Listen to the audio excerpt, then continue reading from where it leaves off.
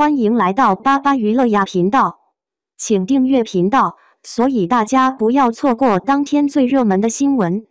我们今天的时事通讯包括以下内容：观看诚意你好星期六录制，才知爆红真好的含义。诚意在你好星期六录制现场摔了个四脚朝天，台下粉丝的尖叫声差点掀翻屋顶。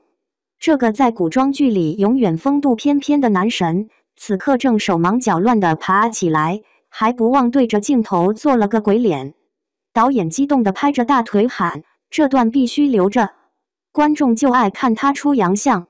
3年前那个在综艺里紧张到同手同脚的游戏黑洞，如今每个失误都成了节目组如获至宝的素材。录制现场挤满了举着旗旗灯牌的粉丝。前排穿粉色卫衣的姑娘突然拽同伴袖子，快看，她又在玩头发了。镜头里的诚意正无意识地卷着鬓角碎发，这是她从跑龙套时期就有的习惯性动作。老粉们都知道，这个动作意味着她要么在思考对策，要么就是紧张的不行。节目组显然做足了功课，这次准备的都是古风游戏，从投壶到飞花令，活脱脱把莲花楼片场搬到了综艺舞台。执行导演叼着没点燃的烟胶带摄像，待会玩投壶时，重点拍他的手部特写。结果诚意第一箭直接飞到了主持人脚边，现场笑倒一片。休息间隙，化妆师追着诚意补妆，他正蹲在角落研究游戏规则卡，额头上还挂着汗珠。别动！化妆师捏着他下巴，这黑眼圈都快掉到嘴角了。诚意咧嘴一笑，露出小虎牙。新角色是个夜猫子，我的找感觉。路过的工作人员立刻掏出小本本记下来，明星为角色熬夜，多好的宣传点。后台监控室里，制片人盯着实时数据，眼睛发亮。诚意喝水的画面刚播出去，弹幕瞬间暴涨。导播适时切了个慢镜头回放，看着他喉结滚动的特写，粉丝的尖叫声震得音响嗡嗡响。看见没？制片人戳着屏幕对广告部说，下次矿泉水赞助的多要200万。10年前在横店当群演时，诚意经常蹲在角落吃盒饭。有次副导演临时需要替身，他扔下筷子就往鱼里冲，结果因为太紧张 NG 了10几次。如今在舞台上摔个跤，3个机位同时捕捉，后期还要配上花字特效。这种反差让老粉们感慨万千。有人翻出他2015年参加综艺的截图，那时候他的镜头时长加起来不到5分钟。猜歌名环节，诚意突然来了精神，前奏刚响2秒，他一个箭步冲上前一剪梅。主持人无情揭穿，错误，这是梅花3弄。他自己先愣了下，继而拍着大腿笑到蹲在地上。这段花絮后来被做成动图，配上知识盲区的文字封传。录制尾声出了个小插曲，诚意在追逐战中扯断了道具服腰带，手忙脚乱提裤子的模样让导演连喊7、8声保一条。当晚就有高定品牌联系团队，说要免费提供全年服装赞助。团队宣传总监发了条朋友圈，有些艺人靠人设吃饭，我们这位靠真实活着。散场时已是凌晨2点，诚意坚持要和每个工作人员道别。停车场还有10几个粉丝在等，他折返回去签名。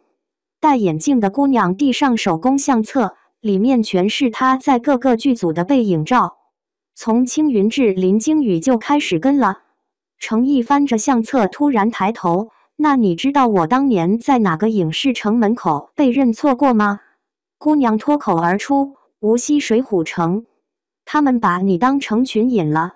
化妆间的镜子上贴着通告单，诚意名字后面跟着密密麻麻的备注，特写需求、游戏保护机制、备选服装方案。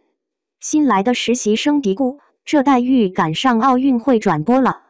经纪人整理着合作邀约，他现在打个喷嚏都能上热搜。桌上 iPad 播放着诚意摔倒的片段，弹幕后的遮住画面，清一色哈哈哈和可爱死了。从群演到收视保障，这条路程毅走了12年。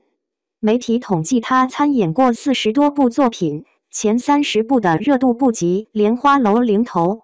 少有人知道，在无人问津的日子里，他每天收工后都对着监视器偷师。如今综艺里信手拈来的即兴表演，都是当年当人肉背景时偷学的本事。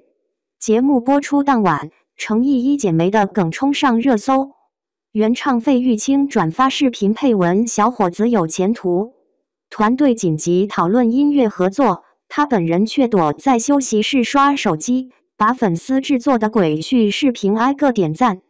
经纪人推门进来时，他正对着程毅摔倒合集，笑得前仰后合。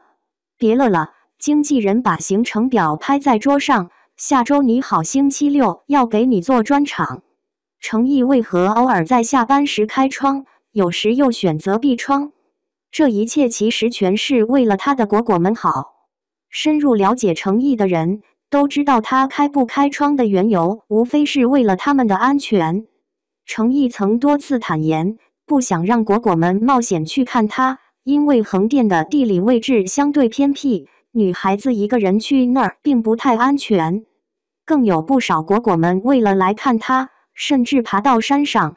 那时程毅心里真是七上八下，山那么高，地面又潮湿，每逢下雨就特别怕发生滑坡，实在是太危险了。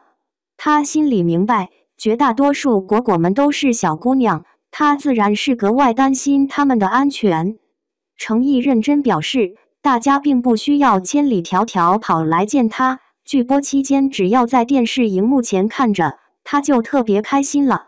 听完他的这番话，我顿时恍若大悟，明白了他为什么不总是在下班时开窗。若每次都开窗，果果们一定会以为只要往横店一趟，就能见到程毅，跟他打个招呼，那样的人就会多得不得了。程毅心里期待果果们能够全心投入学业，努力工作，享受生活。他所期望的是大家在追逐自己的梦想时，千万别因喜欢他而忽视了自己的人生。有时候，程毅选择在节假日或有海外果果来时开窗，他知道这些果果们难得有探亲假，特意来探望他。而平时果果们都表现得很乖巧，学习认真，工作努力，他当然不舍得让他们失望。程毅始终把果果们放在心上，因此即使我去横店没能见到他，只要能和他呼吸同一片空气，心里也会觉得无比幸福，因为他这样的存在，值得所有的期待。